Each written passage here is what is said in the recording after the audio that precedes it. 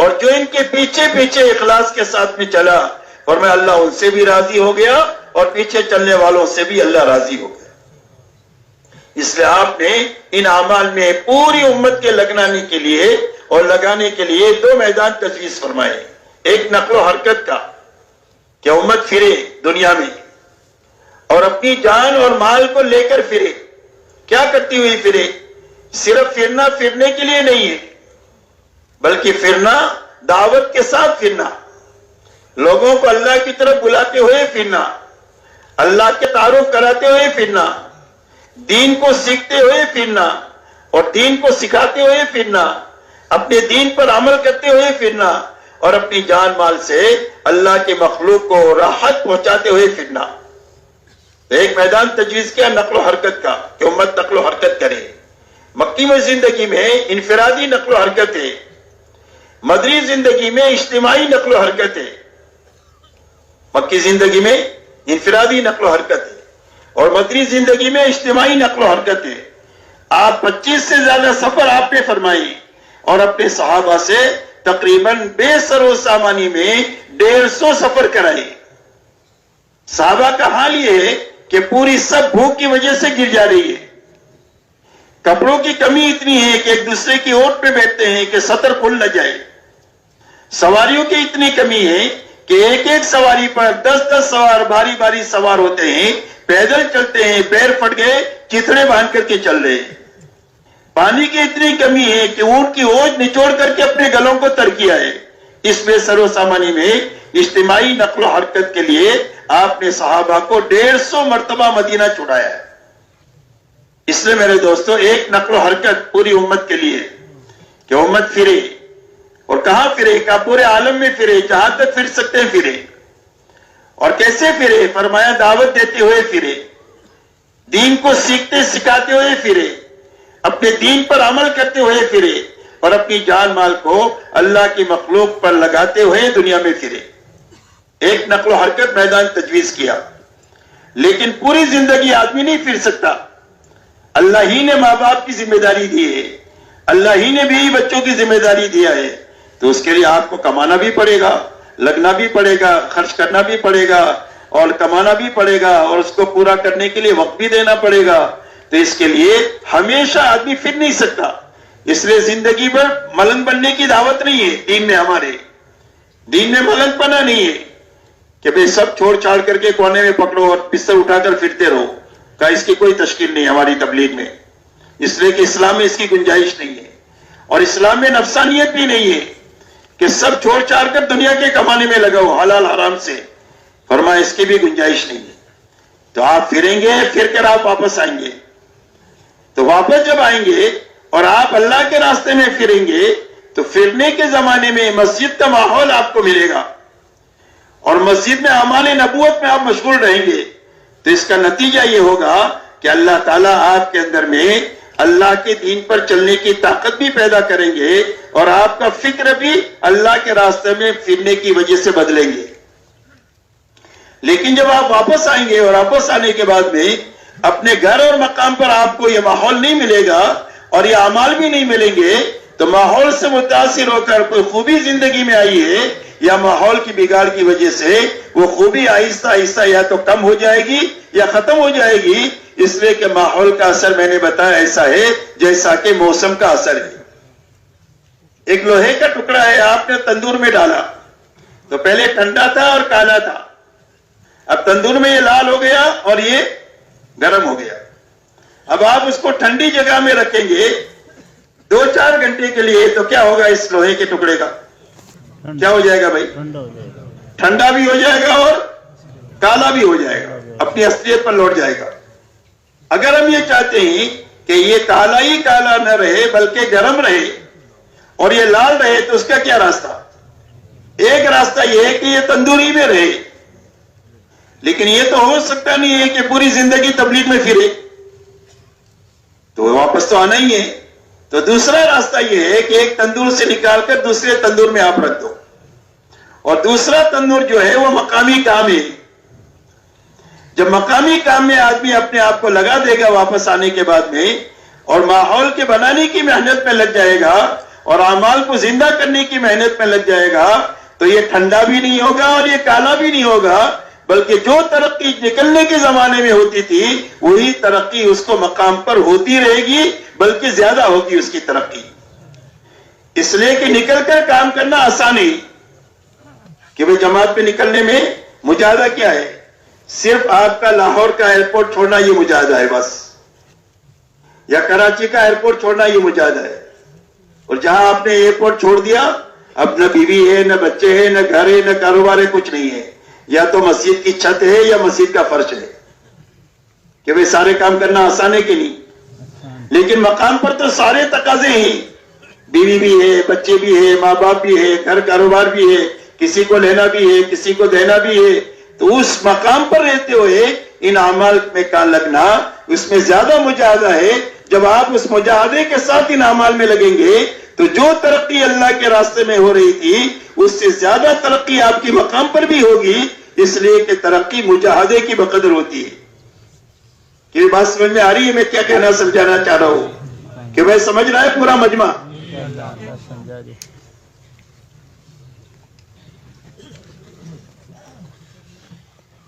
اس لیے اس امت کے لیے دوسرا میدان جو ہے وہ مقامی محنت کا ہے. اسی لیے اللہ تعالیٰ نے مسجد کو ہدایت کا مرکز بنایا. قرآن پاک میں فرمایا ان اول بیت وضع للناس للذی ببکۃ مبارکا وہدی للعالمین. فرمایا سب سے پہلا گھر جو انسانوں کے لیے بنایا گیا وہ مکے میں بنایا گیا. اس گھر کی شان کیا ہے؟ فرمایا وہ برکت والا ہے اور ہدایت کا مرکز ہے. بیت اللہ پر ہدایت اترتی ہے اور بیت اللہ کے راستے سے دنیا کی ساری مساجد پر جاتی ہے.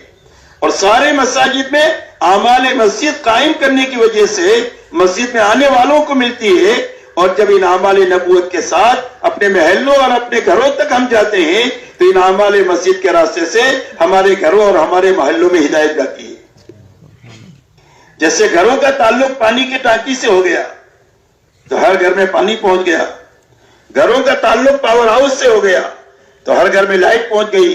جب گھروں کا تعلق اعمال مسجد سے ہو جائے گا تو ان اعمال مسجد کے راستے سے ہر گھر میں ہدایت پہنچ جائے گی.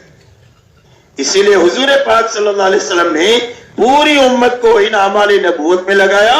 اور ان اعمال نبوت میں لگنے لگانے کے لیے امت کے لیے دو میدان تجویز کیے، ایک نقل و حرکت کا اور ایک مقامی محنت کا. کیا کریں؟ کہ ایک تو پھریں اور جب پھر کر واپس آ جائے تو یہی اعمال اپنی مسجدوں میں قائم کریں اور ان اعمال مسجدوں میں خود بھی لگے جتنا لگنے کی ضرورت ہے اور یہ آنے والوں کو بھی لگائیں اور ان اعمال مسجد کو اپنے گھروں میں بھی لے کر کے جائیں تاکہ اس کے راستے سے ہماری زندگی صحابہ کی زندگی سے میل کھا جائے، ہمارے گھر صحابہ کے گھروں سے میل کھا جائیں، ہمارے محلے صحابہ کے اور مدینہ کے محلے جیسے بن جائیں اور ہماری مسجدیں مسجد نبی کا نمونہ بن جائے. اس کا راستہ اعمال نبوت میں لگنا ہے اور لگتے ہوئے کبھی پھرنا ہے اور کبھی مقامی کام کرنا ہے. اس لیے میرے دوستو پورا مجمع طے کرو کہ انشاءاللہ ہمیں ان دو محنتوں میں سے کسی نہ کسی محنت میں ہر حال میں رہنا ہے. کیوں بھائی رہنا ہے؟ کس کو رہنا ہے؟ مولانا الیاس صاحب رحمۃ اللہ علیہ فرماتے تھے کہ ایک آدمی نقل و حرکت میں بھی نہیں ہے اور ایک آدمی مقامی محنت میں بھی نہیں ہے تو کیسا مسلمان ہے؟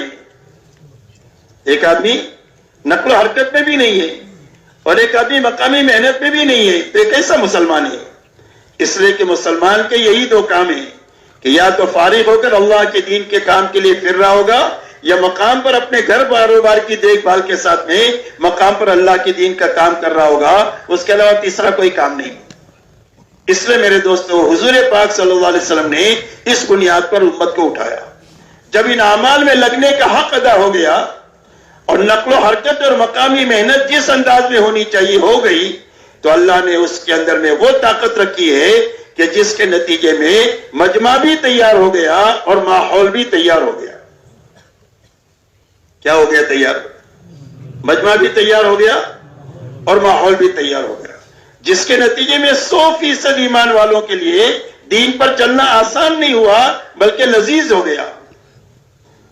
کہ ایک معذور کہہ رہا ہے کہ اللہ کے راستے میں جاؤں گا، ایک بچہ اپنے آپ کو پیش کر رہا ہے کہ میں اللہ کے راستے میں جاؤں گا، عورت اپنے آپ کو پیش کر رہی ہے کہ ہم بھی خدمت کریں گے، کچھ نہ کچھ پانی پلانے کی، مریضوں کو جو ہے سنبھالنے کی، مرہم پٹی کرنے کی، پوری امت کے لیے دین بھی آسان ہو گیا اور دین کی محنت بھی آسان ہو گئی، اس لیے کہ اللہ تعالیٰ نے ان اعمال نبوت میں اور اس 2 لائن کی محنتوں میں وہ طاقت رکھی ہے کہ صدیوں میں جو نقصان ہوا ہے اس کی تلافی سالوں میں ہو جائے گی۔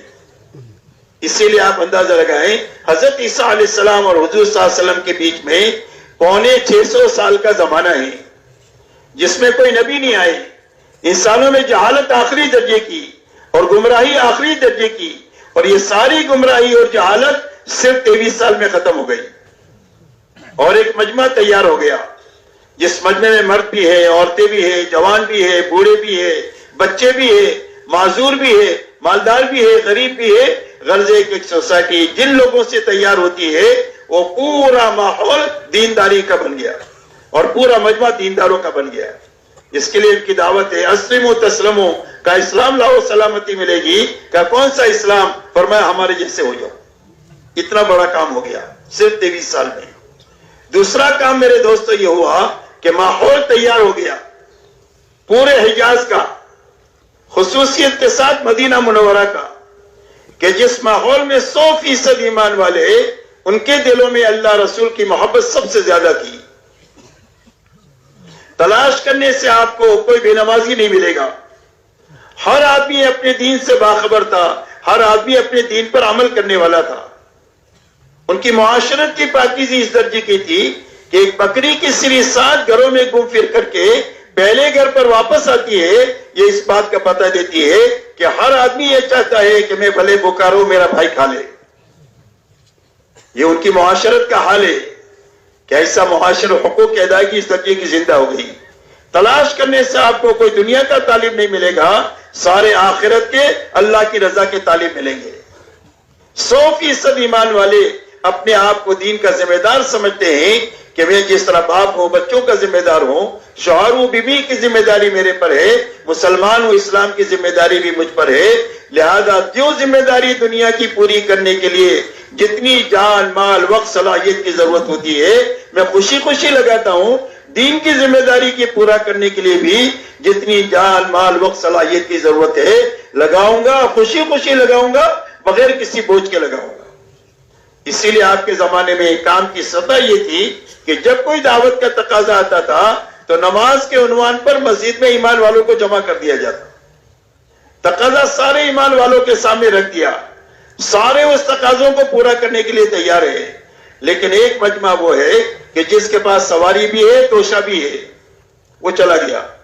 بڑا مجمع وہ ہے کہ جس کے پاس سواری بھی نہیں ہے، توشہ بھی نہیں ہے۔ حضور صلی اللہ علیہ وسلم کے پاس اتنا مال نہیں ہے کہ ان کو سوار بھی کرے، ان کو توشہ بھی دے، تو جانے والے چلے گئے اور جو رہ گئے وہ اس حالت میں اپنے گھروں کو واپس لوٹے ہیں کہ ان کی آنکھوں سے آنسو جاری ہے۔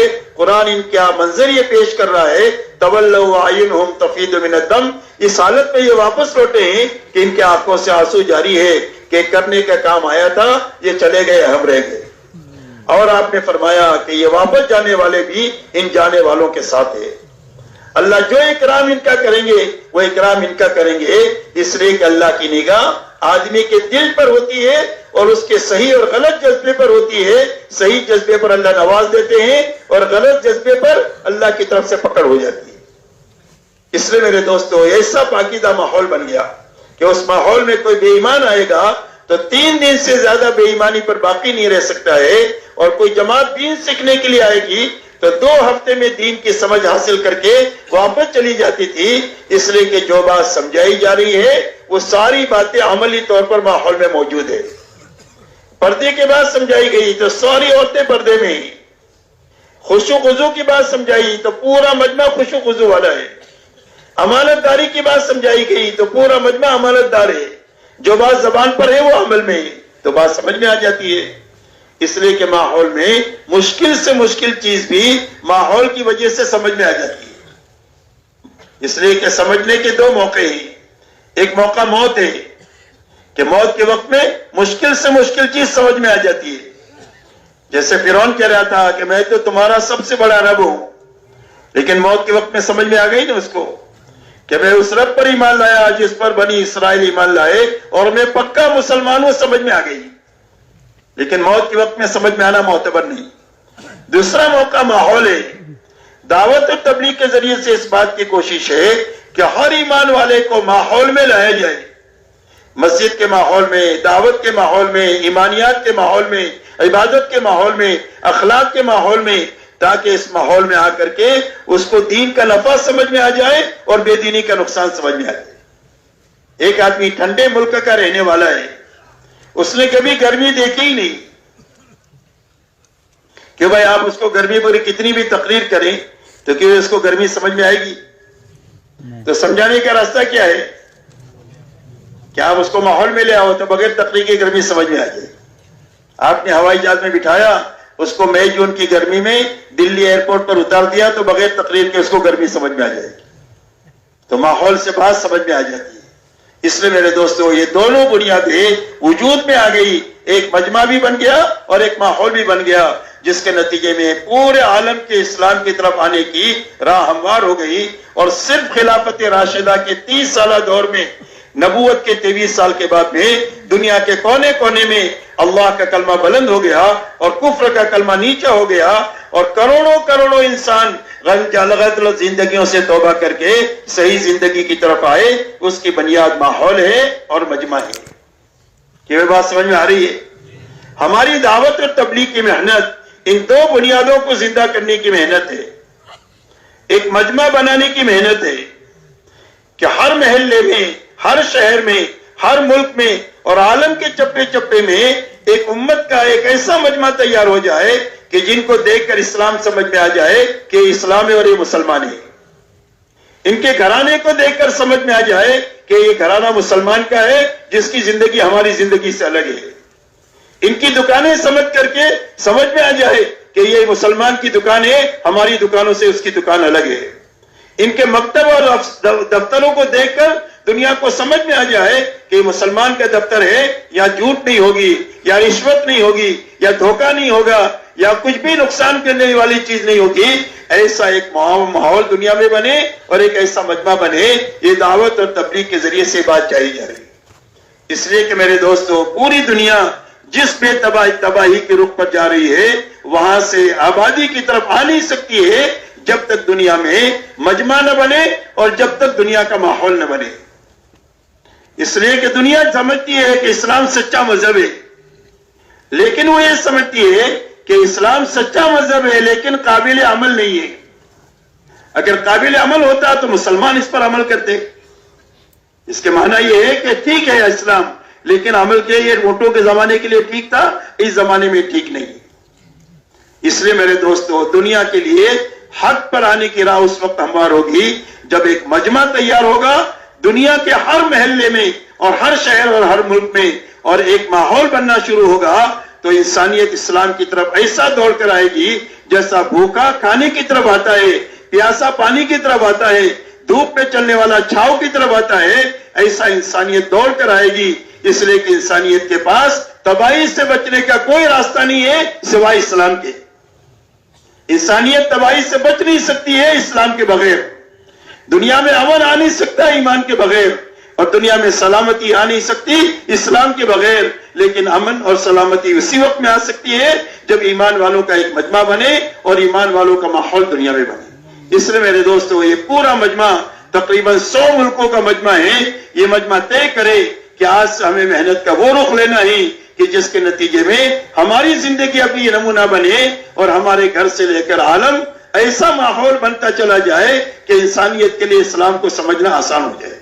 کہ بھئی سارا مجمع اس کے لیے تیار ہے۔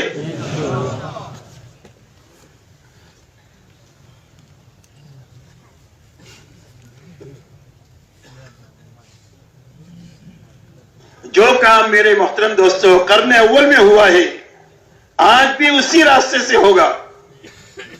قرن اول میں جو کام جس راستے سے ہوا ہے، وہ کام آج بھی اسی راستے سے ہوگا۔ اسی لیے کہ اللہ والے فرماتے ہیں لا تصلح آخر هذه الامه اما الا بما صلح به اولها، فرمایا اس امت کے آخری مجمع کی اصلاح ہو نہیں سکتی ہے مگر اس راستے سے جس راستے سے پہلے لوگوں کی اصلاح ہوئی ہے۔ تو آپ کے زمانے میں اس راستے سے کام ہوا. اللہ تعالیٰ نے پوری امت پر اور پوری انسانیت پر اللہ تعالیٰ نے رحم فرما کر کے مولانا الیاس صاحب رحمۃ اللہ علیہ کے ذریعے سے محنت کا وہ رخ اور محنت کے وہ اعمال دیے کہ جن اعمال کے راستے سے اور محنت کے جس رخ کے راستے سے قرن اول میں مجمع بھی بنا اور قرن اول میں ماحول بھی بنا. اسی لیے مولانا الیاس صاحب رحمۃ اللہ علیہ فرماتے تھے کہ میں اس کام کو کار نبوت یقین کرتا ہوں, میں اس کام کو حضور صلی اللہ علیہ وسلم والا کام سمجھ کر کر رہا ہوں. اور یوں فرماتے تھے کہ مجھے اللہ تعالیٰ نے قرن اول کا ہیرا دے دیا, مجھے اللہ تعالیٰ نے قرن اول کا ہیرا دے دیا. حضور صلی اللہ علیہ وسلم کے زمانے میں جس رخ سے کام ہوا ہے اللہ تعالیٰ نے کام کا وہ رخ مجھے عطا فرمایا. یہ مولانا الیاس صاحب رحمۃ اللہ علیہ فرماتے تھے. اسی لیے جب ان سے پوچھا گیا کہ آپ اس محنت سے کیا چاہتے ہیں, یا آپ جو کہہ رہے ہیں پوری امت کو بغیر کسی استثناء کے کہ بھئی نکلو نکلو, نکل کر کے واپس آؤ تو مقامی کام کرو, تو آپ اس محنت سے کیا چاہتے ہو؟ فرمایا اس محنت سے میں یہ چاہتا ہوں کہ امت اس محنت کو کرتے کرتے اس سطح تک پہنچ جائے جہاں حضور صلی اللہ علیہ وسلم امت کو چھوڑ کر گئے تھے. ہماری منزل قلعہ 4 مہینہ نہیں ہے, سال 7 مہینہ نہیں ہے, بلکہ ہماری منزل صحابہ ہے. ہم اس محنت کے ذریعے سے کہاں تک جانا چاہتے ہیں؟ ہم وہاں تک جانا چاہتے ہیں جہاں پر حضور صلی اللہ علیہ وسلم امت کو چھوڑ کر گئے تھے. تو آپ امت کو کہاں پر چھوڑ کر گئے تھے؟ آپ امت کو 2 بنیادوں پر چھوڑ کر گئے تھے. ایک تو ہر فرد امت میں پورا دین اپنے حقیقت کے ساتھ زندہ تھا. دوسری بنیاد ہر فرد امت میں یہ تھی کہ اللہ کے دین کے مقابلے میں اپنی جان اور مال کو بے قیمت بنایا تھا, کہ ہماری جان کی کوئی بھی قیمت نہیں ہے اللہ کے اور اللہ کے دین کے مقابلے میں, اور ہمارے مال کی کوئی بھی قیمت نہیں ہے اللہ کے دین کے مقابلے میں. ایک کا تقاضا ہے تو ایک لگائیں گے, 1000 کا تقاضا ہے تو 1000 لگائیں گے, جانے بھی اور مال بھی. اور جھاڑو مار کر لگانے کا تقاضا ہے تو جھاڑو مار کر لگائیں گے. اسی لیے آپ اندازہ لگاؤ مدینہ منورہ کے انصار نے جو فیصلہ کیا ہے وہ معمولی فیصلہ نہیں تھا. حضور صلی اللہ علیہ وسلم کو مدینہ لے جانے کے معنی یہ تھا کہ سارا عرب ان کا دشمن ہوگا, ان کے بڑے بڑے شرفا قتل ہوں گے, اور ان کو بہت سارے حالات اور آزمائش سے گزرنا پڑے گا. اور آپ دیکھو 10 سال میں کس آزمائش سے مدینہ گزرا ہے وہ آپ کے سامنے ہے. لیکن صحابہ نے یہ طے کیا تھا کہ محمد صلی اللہ علیہ وسلم کی حمایت کے لیے ہم جو کچھ کرنا پڑے گا اس کے لیے کرنا تیار ہے, جتنا لگانا پڑے گا وہ لگانے کے لیے تیار ہے. اسی لیے آپ نے جب بیعت کیا تو آخری شرط بیعت کی یہ تھی کہ جب میں مدینہ منورہ آؤں گا تو میری حفاظت کے لیے وہ تمام وسائل تم اختیار کرو گے جن وسائل سے تم اپنے عورتوں کی اور اپنے بچوں کی حفاظت کرتے ہو, اس سے تم میری حفاظت کرو گے. فرمایا اس کے بدلے میں ملے گا کیا ہمیں؟ فرمایا اس کے بدلے میں اللہ تم کو جنت دیں گے, اور جس کی جنت بن جائے گی اللہ اس کی دنیا یقینی طور پر بنائیں گے. اس لیے کہ دنیا آخرت کا سایہ ہے, جس کی آخرت بنے گی اس کے بناؤ کے اثر دنیا میں ظاہر ہوں گے, اور جس کی دنیا اجڑے گی جس کی آخرت اجڑے گی اس کے اجاڑ کے آثار دنیا میں یقینی طور پر ظاہر ہوں گے. اس لیے میرے محترم بزرگوں دوستو, اپنی جان مال کو اللہ کے اور اللہ کے دین کے مقابلے میں بے قیمت بنایا. یہ 2 بنیادیں تھی جس بنیادوں پر اللہ نے ایک چھوٹی اور ایک کمزور جماعت کے ہاتھوں اتنا بڑا کام لیا. دعوت کی اس مبارک محنت کے ذریعے سے امت میں ایک ایسا مجمع بنانا مقصود ہے کہ جس میں یہ 2 بنیادیں زندہ ہو جائے. ایک پورا دین اپنی حقیقت کے ساتھ زندہ ہو جائے, ایک جان مال اللہ کے دین کے مقابلے میں بے قیمت بن جائے, کہ جب بھی اللہ کے دین کے لیے اور اللہ کے نام پر جان مال لگانے کا تقاضا ہوگا, جتنا لگانے کا تقاضا ہوگا ہم وہ لگانے کے لیے تیار ہے. جب ایک مجمع ایسا ہوگا تو اس مجمع سے اللہ وہ کام لیں گے جو کام اللہ نے صحابہ سے لیا. اگر یہ کمزور ہوں گے تو اللہ اپنی طاقت ان کے ساتھ کر کے ان کو قوی بنا دیں گے, اور اگر یہ تھوڑے ہوں گے تو اپنے لشکروں کو اللہ ان کے ساتھ کر کے اللہ ان کو زیادہ کر دیں گے, اور اللہ سے وہ کام لے لیں گے جو کام اللہ نے صحابہ سے لیا. اس لیے میرے دوستو ہماری اس محنت کی یہ 2 بنیادیں ہیں. اس لیے پورا مجمع یہ طے کرو کہ ہمیں اس محنت سے ان 2 بنیادوں تک جانا ہے. کہ بھائی جانا ہے, کون کون جانے کے لیے تیار ہے؟ माशाअल्लाह, अल्लाह ताला कबूल फरमाए। अब मेरे मोहतरम बुजुर्गों दोस्तों, ये दो बुनियादें हमारी मेहनत की मंजिल है। इसको हम मंजिल बनाकर चलना शुरू करेंगे तो या तो अल्लाह हमको वहां तक पहुंचा देंगे जिंदगी में मेहनत करते करते, और जो पहुंच जाएगा वो चमक जाएगा। और अगर अल्लाह को मंजूर नहीं हुआ, काम करते करते जल्दी मर गए और वहां तक नहीं पहुंचे, तो अल्लाह ताला इन पहुंचे हुए लोगों के साथ हशर फरमा देंगे, और जो पहुंच जाएगा वो भी चमक जाएगा, और जिसका हशर इनके साथ होगा वो भी चमक जाएगा।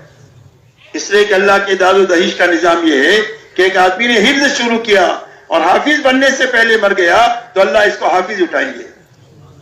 एक आदमी हज के लिए निकला कराची से, एयरपोर्ट पर एहराम की हालत में मर गया, अल्लाह कयामत के दिन इसको हाजी उठाएंगे। ऐसा ही सहाबा को मंजिल बनाकर चलते रहेंगे, कबूलियत के शराइत के साथ चलते रहेंगे, तो या तो अल्लाह पहुंचा देंगे या पहुंचे हुए लोगों के साथ अल्लाह हमारा हशर फरमा देंगे। इसलिए मेरे दोस्तों, एक बड़ा काम अल्लाह ने दिया है, वही आमाले नबूवत है। हमारी मेहनत में जिन आमाले नबूवत के जरिए से अल्लाह ने उम्मत को करने अव्वल में बनाया है, हुजूर सल्लल्लाहु अलैहि वसल्लम के जरिए से, वही आमाले नबूवत के जरिए से करने अव्वल के अंदर में अल्लाह ने माहौल को बनाया है।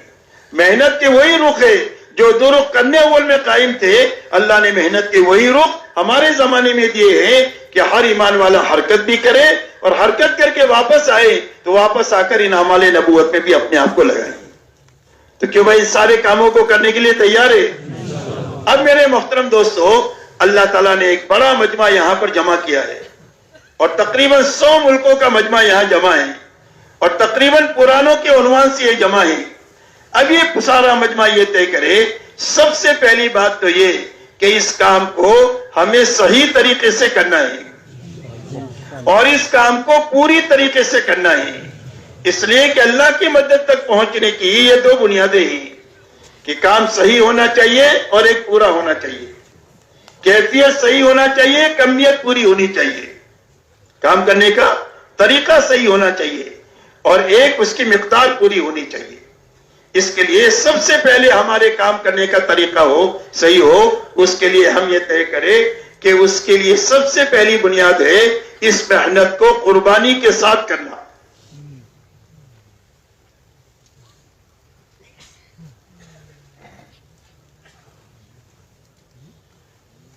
तो कुर्बानी की क्या माना है? कुर्बानी के माना मेरे दोस्तों ये है, छोड़ना नहीं है। कुर्बानी के माना है कि हमारे खुरूज का जमाना आ गया, चिल्ले का, 4 महीने का, जितना भी हमने मशवरे से तय किया है निकलना, या हमारे मकामी अमाल का वक्त तय हो जो हमने अपने मशवरों से तय किया है, मशवरे का है, तालीम का है, 2.5 घंटे 8 घंटे लगाने की मेहनत का है, 3 दिन है, दूसरा कष्ट है। गर्ज ये है कि जो भी अमाल का वक्त हमने तय किया है, ऐसा ही हमारे इंफरादी अमाल भी है। कुरान पाक की तिलावत है, तस्बीहात है, अस्कार मसनूना का एहतमाम है, दुआओं का मांगना है, उसी के साथ नवाफिल की कसरत करना है, और रातों को अल्लाह के सामने उठना है, दुआओं की कसरत करना है। जो भी इंफरादी इज्तिमाई अमाल के लिए हमने औकात तय किए हैं, हर हाल में हर अमल को अपने वक्त पर करना, जी चाहे तो भी करना, न चाहे तो भी करना, फुर्सत हो तो भी करना, और मशगूली हो तो मशगूली के काम को आगे पीछे करना, अमल को अपने वक्त पर करना, इसका नाम कुर्बानी है। बात समझ में आ रही है? छोड़ना नहीं है, वक्त पर अमल को करने का नाम कुर्बानी है। मौलाना सईद खान साहब रहमतुल्लाह अलैह फरमाते थे कि एक आदमी ने फजर से पहले अपनी तस्बीहात पढ़ने का वक्त तय किया है, किसी मशगूली की वजह से, दुनियावी या दीनी मशगूली की वजह से वो वक्त छूट गया और तस्बीह नहीं हुई वक्त पर, तो ज़ोहर से पहले उसको पूरा करना है, तो पहले इस ताखीर पर इस्तिग़फ़ार करे, फिर अपनी तस्बीह पूरी करे। बात समझ में आ रही? तो हर अमल को अपने वक्त पर करना, यह कुर्बानी है। जी चाहा तो किया, नहीं चाहा तो नहीं किया, फुर्सत हुई तो किया, नहीं फुर्सत हुई, मशगूली हुई तो छोड़ दिया। तो ये काम नहीं होता, ये खेल होता है, और खेल पर अल्लाह की तरफ से कोई वादा नहीं है। इसलिए मेरे दोस्तों, पूरा मजमा ये तय करे कि जो हमारे इंफरादी इज्तिमाई अमाल है, इंशाअल्लाह हर हाल में अपने वक्त पर करेंगे, और अपनी दुनियावी कामों को आगे पीछे करना होगा तो आगे पीछे करेंगे, अपनी ख्वाहिश को छोड़ना होगा तो इसको छोड़ेंगे। कि भाई पूरा मजमा उसके लिए तैयार है। تو ایک تو قربانی کے ساتھ کرنا، دوسرا یقین کے ساتھ کرنا ان اعمال کو کہ یہ اعمال نبوت یقین ہے، اعمال نبوت ہے، اور میری دنیا اور آخرت کے بننے کا یہ یقینی سبب ہے۔ ان اعمال نبوت کے ذریعے سے اللہ میری دنیا بھی بنائیں گے، آخرت بھی بنائیں گے، اس یقین کے ساتھ ان اعمال کو کرنا۔ آپ دیکھو صحابہ کو اللہ نے ہدایت کا وہ مقام جو دیا ہے ان اعمال نبوت میں مشغولی کی وجہ سے دیا ہے۔ اللہ نے ان کی روزی روٹی کا مسئلہ جو حل کیا ہے ان اعمال نبوت میں لگنے کی وجہ سے کیا ہے۔ اللہ نے ان کے مسائل کو حل کیا ہے، الجھنوں کو ختم کر کے عافیت کے حالات جو پیدا کیے ہیں ان اعمال میں اور اس محنت میں مشغولی کی وجہ سے کیا ہے۔ تو ہمارا یقین یہ ہو کہ ان اعمال میں جب ہم ہر حال میں لگیں گے تو اللہ ہماری آخرت بھی بنا دیں گے اور اللہ یہ دنیا بھی بنا دیں گے، اس یقین کے ساتھ اس کو کرنا۔ اس لیے کہ میرے دوستو استقامت کا سبب یقین ہے، استقامت کا سبب یقین ہے۔ اگر یقین نہیں ہے زندگی کے بننے کا تو پکڑنا چھوڑنا ہوگا، کرنا اور چھوڑنا ہوگا، اور یقین ہوگا تو ہر حال میں آدمی کرے گا۔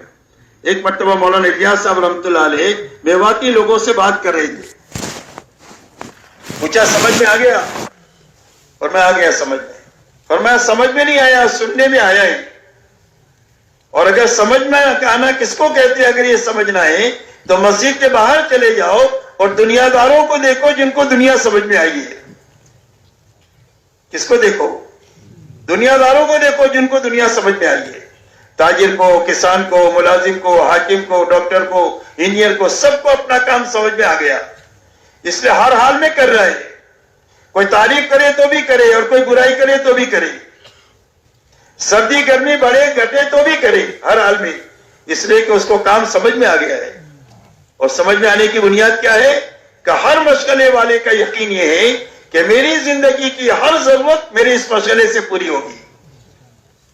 اگر سوئی کی ضرورت پڑے گی تو میرے مشغلے سے آئے گی، بچے بڑے ہو گئے شادی کے خرچے کی ضرورت ہوگی تو میرے مشغلے سے آئے گے، مکان بنانے کی ضرورت ہوگی تو اسی مشغلے سے خرچہ آئے گا، گاڑی خریدنے کا تقاضا ہوگا تو یہی سے آئے گا۔ ہر ایک کا یقینی ہے کہ میری ساری چھوٹی بڑی ضرورتیں میرے اس مشغلے سے پوری ہوگی، یہ یقین اس کی استقامت کا سبب ہے۔ تو ہمارا یقین یہ بنے کہ ہماری زندگی کے جتنے چھوٹے بڑے مسائل ہیں وہ مسائل اللہ اس محنت کی برکت سے حل کریں گے، یہ یقین کے ساتھ اس کام کو کریں گے تو ہر حال میں کام پر اللہ تعالیٰ استقامت عطا فرمائے۔ اس لیے ایک تو قربانی کے ساتھ کرنا اور ایک یقین کے ساتھ کرنا، دوسرا ہر عمل کو عظمت کے ساتھ کرنا کہ یہ اعمال نبوت بڑے اعمال ہیں، جن اعمال کے لیے حضور پاک صلی اللہ علیہ وسلم کی 23 سالہ نبوت والی زندگی مسلسل حرکت میں رہی ہے۔ آپ اندازہ لگائیں حضور صلی اللہ علیہ وسلم نے انگلی کا ایک اشارہ کیا چاند کو تو 2 ٹکڑے ہو گئے، تو جس اعمال کے لیے آپ گھنٹوں گھنٹوں اپنے آپ کو تھکایا ہے ان اعمال میں اللہ نے کتنی طاقت رکھی ہے، اس کی عظمت کے ساتھ میں ہر عمل کو کرنا، کہ ہر عمل بڑا، دعوت کا عمل بڑا، تعلیم کا عمل بڑا، ذکر و عبادت کا عمل بڑا، اخلاق کا عمل بڑا، اس لیے کہ یہ اعمال وہ ہے کہ جن اعمال میں حضور صلی اللہ علیہ وسلم کی پوری 23 سالہ زندگی لگی ہے، یہ بڑے اعمال ہیں، اور ان بڑے اعمال کی عظمت کے ساتھ ان اعمال کو کرنا، اسی کے ساتھ میں میرے دوستو صحیح ترتیب کے ساتھ ان اعمال کو کرنا۔ کس کے ساتھ کرنا؟ صحیح ترتیب کے ساتھ میں، اس لیے کہ ہمارے ذمہ یہ ہے کہ زمین میں گٹلی صحیح طریقے سے رکھنا ہی ہمارے ذمہ ہے۔ آپ نے 5 میٹر نیچے زمین میں گٹلی ڈال دیا کہ وہ اگے گی؟ کہ وہ اگے گی 5 میٹر نیچے سے؟ آپ زمین پر پھینک کر آ گئے تو اگے گی؟ نہیں اگے گی۔ آپ کے ذمہ صرف اتنا ہے کہ زمین میں صحیح طریقے سے گٹلی کو دفن کرو۔ درخت کون بناتے ہیں؟ اللہ بناتے ہیں۔ نطفے کو صحیح جگہ رکھنا انسان کے بس میں ہی، انسان کون بناتا ہے؟ اللہ بناتے ہیں۔ ایسا ہی ہر اعمال کا ایک طریقہ ہے، ہر اعمال کے کرنے کا ایک نہج ہے، اور اس کی ایک ترتیب ہے، اس کے اصول ہے، اور اصولوں کی رعایت کے ساتھ کرنا، رواج سے بھی کام کو بچانا اور رسم سے بھی کام کو بچانا، رسمیت سے کام کو بچانا، روٹین پنے سے کام کو بچانا، اور رواج بننے سے کام کو بچانا، کام کو صحیح نہج کے ساتھ کرنا، اس کے اندر کی روح کے ساتھ میں کرنا، یہ صحیح ترتیب کے ساتھ میں کرنا ہے۔ اس لیے سارا مجمع یہ طے کرے کہ ایک تو اس عمل کو قربانی کے ساتھ کریں گے، یقین کے ساتھ کریں گے، عظمت کے ساتھ کریں گے اور صحیح ترتیب کے ساتھ کریں گے کہ وہ کرنے کے لیے تیار ہے سارا مجمع۔ اسی کے ساتھ میں میرے دوستو ہمیں اپنی اس محنت میں دو چیزیں بڑھانی ہے۔ ایک تو نقل و حرکت بڑھانی ہے کہ نقل و حرکت بڑھے، اور اتنی نقل و حرکت بڑھے، اتنی نقل و حرکت بڑھے اور اتنی اچھی طریقے سے بڑھے کہ وہ نقل و حرکت ہم کو بنانے کے لیے اور عالم کو بنانے کے لیے کافی ہو جائے۔ اس مقدار تک پہنچنے کے لیے نقل و حرکت کو